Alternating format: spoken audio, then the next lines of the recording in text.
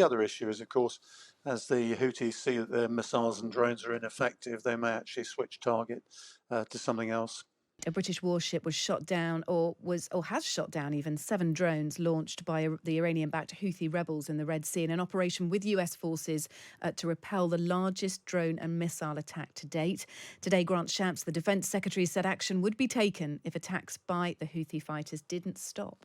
Well, we do know that Iran is behind so much of, I'm afraid, the bad things that are happening in that region. And there have been reports, I've seen them on social media as well, about how Iran are providing effectively the eyes and the ears, the radar systems through ships and other things, and certainly the equipment to the Houthis who are using it to attack shipping. So we call on Tehran, but also directly on the Houthis. This absolutely must stop. There will be consequences if it doesn't. Let's speak now to Rear-Admiral Chris Parry, former Royal Navy warfare officer and aviator. Chris, thanks so much for joining us. Look, Grant Shapps, among other countries too, they all signed a joint statement last week, but they have been threatening increased retaliation. He was asked about it again today, about his response to the Yemen-backed Houthis, aiming attacks on ships in the Red Sea. And he just simply said, watch this space.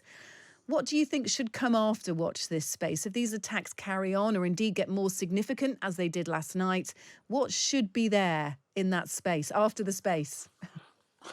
Well, good evening. The fact of life is that these warships are coping with these attacks quite decently at the moment. I think as long as they continue to do that and they don't become vulnerable themselves, there won't be any action, because I think there's a fear that that would escalate the wider situation.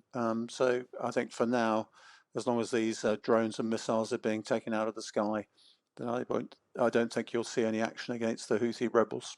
So even though each of the missiles used, so they use Sea Viper missiles, each one costs more than £1 million. So even though there is associated cost and a lot of cost every time they have to repel an attack, that is worth much more than aggravating any situation connected to the Houthi rebels, who, of course, have their connections to Iran. Well, just to be clear, the Sea Viper is actually the whole system, the surveillance system, the fire control, and the missiles. The missiles are actually called Aster missiles, and each of the Type 45s has 48 of those. You're absolutely right, they do cost over £1 million. But again, you've got to think how much ordnance will be used and will have to be costed if they attack the Houthi rebels, and what the fallout from that will be. Right now, the situation is containable in the short term, but I think the longer the diversion of the ships, the container ships and tankers around the Cape continues, the less I think the tolerance of the international community will hold up, and there'll be calls for actions against the Houthis. I mean, the other issue is, of course, as the Houthis see that their missiles and drones are ineffective, they may actually switch target to something else. Yeah, I mean, it's not just the cost, of course, of the weaponry that the UK is having to use. It's understood that internal Treasury assessments say that the UK economy could shrink by 0.3% if the Houthi attacks continue, by manner of those ships being diverted away from the Red Sea. So what if the situation gets to the point where it is unsustainable? What is the next move by the UK and its allies? Well, obviously, if that continues and it's considered serious enough, then there will probably be air and missile strikes against Houthi missile and drone launchers and against their command sites as well. But I suspect diplomacy and some pressure from the Saudis will come before that to make sure that the Houthis get squeezed by the Yemeni government and, of course, by the Iranians themselves. You heard Grant Shapps say Iran's behind this. There's no doubt about that. Iran's providing all the drones and missiles that the Houthis are using, and behind Iran you've got China. This doesn't happen without China actually approving it either. So there's a big game being played here, and of course all these pieces on the chessboard have to be considered when people think about the next sort of phase of action. Is the Houthi arsenal, does that match ours? I'm kind of intrigued to know. We're talking about the costs of sort of how much it costs for us to be able to protect protect the Red Sea, protect vessels within the Red Sea. What are the Houthi rebels coming at us with? Are they coming at us with cheaper equipment, or can they more than match what we've got? There's definitely cheaper equipment. But the fact of life is they're operating in a space where you're not expecting them to attack merchant ships and things like that. What they've got is they've got anti-ship missiles that are made in Iran, but also with components from China.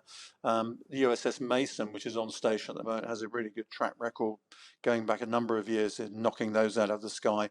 You've got drones, which we've seen in Ukraine and other sort of places.